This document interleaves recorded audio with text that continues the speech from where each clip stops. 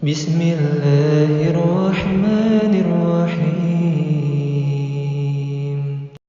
Melanjutkan, yaitu kemarin sudah kita membahas, yaitu diantaranya disebutkan di dalam hadis yang dimana hadis ini sahih Imam Bukhari dan juga Imam Muslim. Dijelaskan dalam hadis ini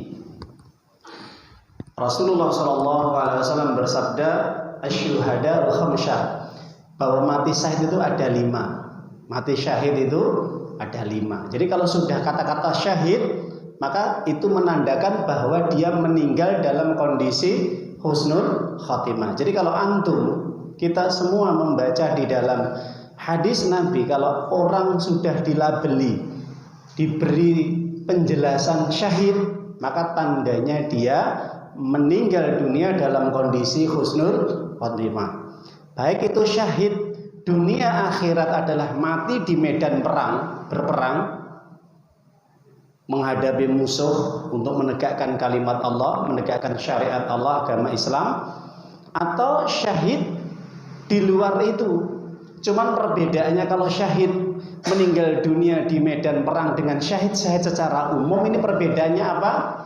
Perbedaannya tidak dimandikan, ya, tidak dimandikan dan juga tidak dikafani. Cukup mereka yang mati di medan perang dengan baju perangnya yang dipakai itu dikuburkan dan disolatkan, tanpa dimandikan dan tanpa dikafani. Itu kalau meninggal di medan perang, sebagaimana para sahabat Nabi yang syuhada syahid di medan perang Badar, perang Uhud, perang Khandaq, ya, perang Ahzab dan perang-perang yang lainnya. Dijelaskan dalam hadis yang pertama, ma'un, wabah, kena penyakit wabah itu ya, wabah apa saja yang menular, baik itu flu burung, flu babi, kemudian termasuk COVID-19 yang sudah kita kupas kemarin ya, wabah apa saja, itu namanya mat'un atau ta'un. Jadi kalau ada orang Islam yang dia meninggal dunia dalam kondisi terkena wabah virus yang mematikan, kalau dia muslim, dia bertauhid, dia ahli ibadah, syahid. Tapi kalau semasa hidupnya nggak pernah ibadah, meskipun dia mengaku Islam ya, KTP-nya Islam, bukan syahid, sangit, ya, meninggal dunia dalam kondisi su'ul khatimah. Begitu juga orang yang meninggal mabetun, sakit perut, ya, sakit perut apa? Diare, kemudian termasuk TBC, kemudian juga rusaknya lambung, ya, mah, ya, atau yang semisalnya yang terkait dengan perutnya, ususnya dan sebagainya, ketika dia terserang dengan penyakit yang luar biasa ganasnya, sehingga dia meninggal, insya Allah syahid. Ini betul urusan penyakit perut, ya, mutabir, diare, TBC dan semisalnya. Kemudian termasuk gorik itu adalah tenggelam, ya, karena tujuannya adalah kebaikan. Ketika dia safar perjalanan menyeberangi sungai, tenggelam, atau dia sedang latihan renang, ya. Jadi latihan renang itu sunnah ya. Jadi sunnah Nabi itu ada 3, sibahah, yaitu memanah, renang, sibahah, kemudian romyah, memanah, dan juga berkuda. Ini sunnahnya Nabi, berkuda, memanah, dan renang. Minimal yang paling ringan, yang paling merakyat adalah renang. Kalau memanah butuh panah, butuh alatnya, butuh tempatnya. Kalau berkuda butuh kudanya, mungkin mahal. Ini minimal membiasakan untuk menjalankan sunnah Nabi kita, keluarga kita, anak-anak kita untuk membiasakan renang. Karena fisik ini, karena ini fisik badan biar kuat untuk menghadapi musuh Allah seketika tatkala nanti terjadi perang. Nah itu. Kemudian para jamaah wasahibul hadmi, tertimpa runtuhan bangunan. Nah itu. Jadi kita kerja, kemudian di atas ada batu menimpa atau longsor, ya, atau tertimpa apa saja, maka dia meninggal dunia syahid insya Allah. Jadi nggak usah disesali, tidak usah disesali, bergembira dan senang. Kenapa? Karena dia meninggal husnul khotimah. Masya Allah. Termasuk juga wasahibul harik. Ada tambahan lagi. Apa sahibul harik? Yaitu orang yang terbakar. Terbakar. Misalkan rumahnya kebakaran, kantornya, pabriknya kebakaran, tempat kerjanya kebakaran, atau dia sedang bekerja di hutan, sedang bekerja di proyek bangunan atau pabrik, atau mungkin sedang di dalam rumah terbakar, sedang enak-enak tidur kebakaran, dia meninggal dalam kondisi kebakaran, insya Allah syahid. Insya Allah syahid ya. Yang penting syaratnya apa tadi?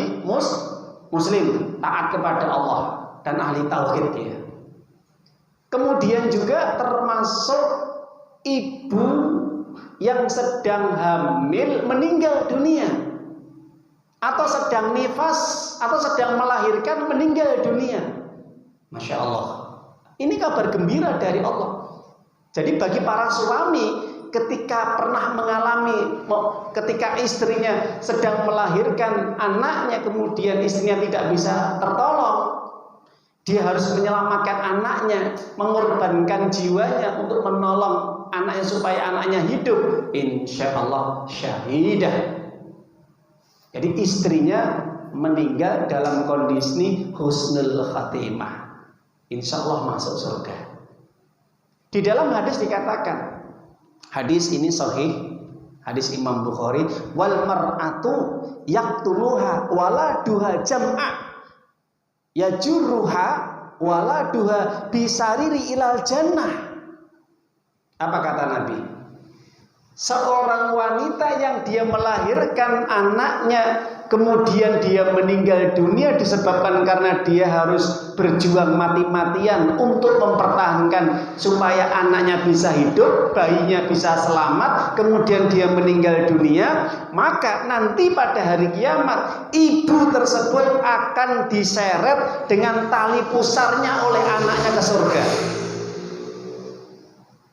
Maka ibu tersebut nanti akan diseret ya, diajak oleh anaknya dengan menggunakan tali pusarnya tadi menuju anak surga. Masya Allah, luar biasa ini. Ini keutamaan bagi seorang ibu yang ketika dia melahirkan anaknya dia meninggal dunia. Yang penting syaratnya apa? Ibu yang solehah, ibu yang beriman kepada Allah, yang taat kepada Allah dan Rasulnya semasa hidupnya, ahli sholat, ahli puasa. Bagaimana Ustaz kalau seorang istri ibu nggak pernah ibadah? Beda, nggak masuk dalam kandungan hadis ini. Jadi jangan serta-merta kemudian diterima mentah-mentah hadis ini. Jadi mereka yang mati karena melahirkan syahidah, enggak. Dilihat dulu, solehah enggak, taat enggak dia, ahli ibadah napa mboten. Nah, semasa hidupnya enggak pernah dia ibadah, sholat juga enggak pernah, tidak patuh kepada suaminya, suka membangkang. Bagaimana dia mati syahid? Enggak. Jangankan kok ketika orang tidak sholat, ketika seorang istri meninggal dunia, terutama ketika melahirkan, sedangkan suaminya nggak ridho, bisa masuk surga? Nggak, kalla tidak. Kenapa? Ketidakridhoan suami ketika istrinya meninggal dunia disebabkan karena istrinya semasa hidupnya suka melanggar aturan Allah dan suka membangkang suaminya, akan sulit masuk surga. Hati-hati Bapak Ibu, nggih. Jangan dibuat-buat main-main. Ketaatan suami itu dinomor duakan setelah taat kepada Allah dan Rasulnya. Sampai-sampai Nabi mengatakan, demi Allah, seandainya manusia diperintahkan untuk bersujud kepada manusia, la amartul mar'ata antas juda li zaujiha, maka aku perintahkan kepada para istri-istri wanita-wanita itu untuk bersujud di hadapan suaminya. Karena hak suaminya itu melebihi haknya orang tua bagi istri. Jadi kalau sudah menikah, nggak ada kewajiban taat kepada orang tua. taatnya kepada suami itu harus diutamakan daripada taatnya kepada orang tua. Ini bagi istri loh ya, bagi istri, bagi wanita. Jadi kalau ada seorang wanita yang dia melahirkan anaknya, putranya, kemudian meninggal dunia, sedangkan suaminya ridho, ini insya Allah masuk surga. Lah Ustaz, bagaimana kalau ada istrinya meninggal dunia dalam kondisi nifas atau sedang hamil atau melahirkan anaknya, suaminya nggak ridho? Kalau suaminya nggak ridho kematian istrinya, padahal istrinya sudah solehah, sudah baik, sudah taat, sudah beriman, ini beda lagi. Suaminya yang dimurkai oleh Allah, suaminya yang dijauhi oleh Allah dari rahmatnya. Yang dosa itu suaminya. Kenapa? Karena kematian itu ada haknya Allah, sudah Allah tentukan. Kalau orang sudah meninggal dunia, ya sudah. Inna lillahi wa inna ilaihi raji'un. Yang kedua, sabar. Kenapa? Karena itu sudah ketetapan Allah. Ya sudah. Itu sudah takdir. Dia ridho sudah. Semoga nanti akan semakin mudah untuk masuk surga istri tadi. Kalau suaminya ridho, nggak usah disesali. Jadi Bapak Ibu, itu penting yang kita harus pahami. Kemudian satu lagi, meninggal dunia dalam kondisi al-qatil fi sabilillah duna al-qatlu fi sabilillah. Orang yang berjuang di jalan Allah tapi bukan mati di medan perang. Contohnya apa Bapak Ibu? Ketika mau berangkat ngaji, tiba-tiba di perjalanan dia kesandung, mati, syahid. Tertabrak, syahid. Atau ketika dia sedang mendengarkan ceramah di HP, di TV, mendengarkan murotal, meninggal dunia, syahid. Atau dia sedang sholat, sedang rukuk, sedang sujud, meninggal dunia, syahid. Atau dia sedang baca Quran, meninggal dunia, syahid. Atau dia sedang silaturahim ke orang tuanya, meninggal dunia, syahid. Atau dia sedang menjenguk saudaranya yang sedang sakit, meninggal dunia, syahid.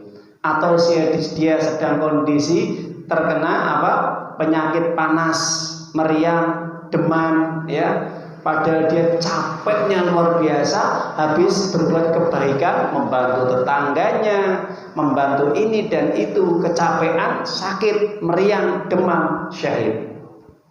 Ini syahid yang banyak sekali ya. Namanya apa? Fisabilillah. Jadi umum, bentuknya umum. Makanya para jamaah, para ulama mengatakan di dalam kalimat yang bagus apa?